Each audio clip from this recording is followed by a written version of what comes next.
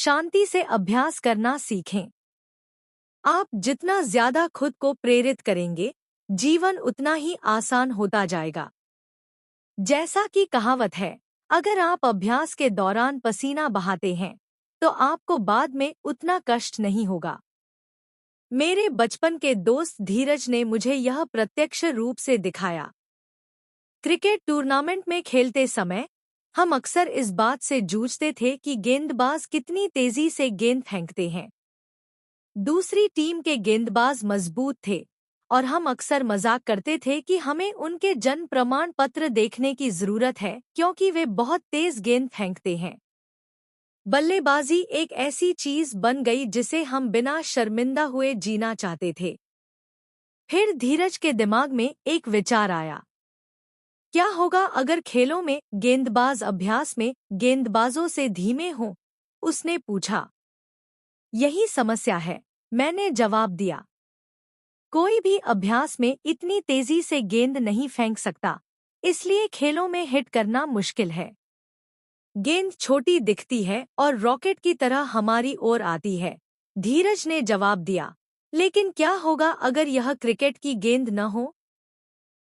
मैं तब तक उलझन में था जब तक कि उसने खिलौने जैसी एक छोटी प्लास्टिक की गेंद नहीं निकाली।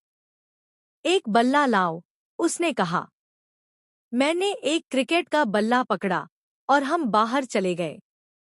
धीरज गेंदबाजी करते समय हमेशा की तरह करीब खड़ा था। जैसे ही मैं हिट करने के लिए तैयार हुआ, उसने प्लास्टिक की गेंद मेरे पास फेंकी। हाँ, यह किसी भी छोटे टूर्नामेंट में देखने से ज्यादा तेज है। चलो शुरू करते हैं। हमने बारी बारी से प्लास्टिक की गेंद का इस्तेमाल करके गेंदबाजी की, जो न केवल तेज थी बल्कि किसी भी असली गेंदबाज की तुलना में ज्यादा तेजी से मुड़ी और गिरी हुई थी। लेकिन यह किसी भी तेज गेंदबाज की तुलना में ज्यादा तेजी से मुड़ी और गिरी हुई थी। जब तक धीरज और मैंने अपना अगला गेम खेला, हम तैयार थे। गेंदबाजी धीमी गति में लग रही थी। मैंने धीरज के किसी भी सत्र के बाद 50 रन बनाए। धीरज ने मुझे जो सबक सिखाया, वह मैं कभी नहीं भूलूंगा। जब भी मुझे किसी आने वाली चीज से डर लगता है, तो मैं कुछ और भी कठिन या डरावना करने का तरीका खोज लेता हूँ।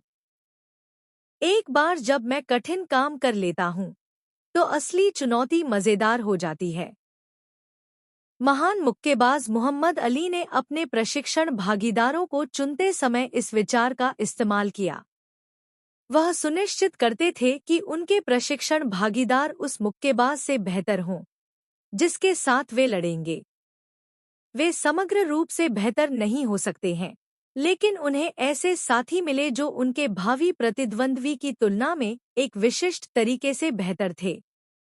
उनका सामना करने के बाद उन्हें पता चला कि वह पहले से ही उन कौशलों से निपट चुके हैं और जीत गए हैं। आप हमेशा अपने सामने आने वाली चुनौती से बड़ी चुनौती बना सकते हैं। अगर आपको किसी ऐसे व्यक्ति के सामने प्रेजेंटेशन देना है जो आपको डराता है, तो आप पहले किसी और के सामने इसका अभ्यास कर सकते हैं जो उससे भी ज्यादा डरावना हो। अगर आपको कुछ कठिन करना है और आप अनिश्चित हैं, तो कुछ और भी कठिन चुनें और पहले उसे करें। देखें कि यह वास्तविक चुनौती के लिए आपके आत्मविश्वास को कैसे बढ़ाता है।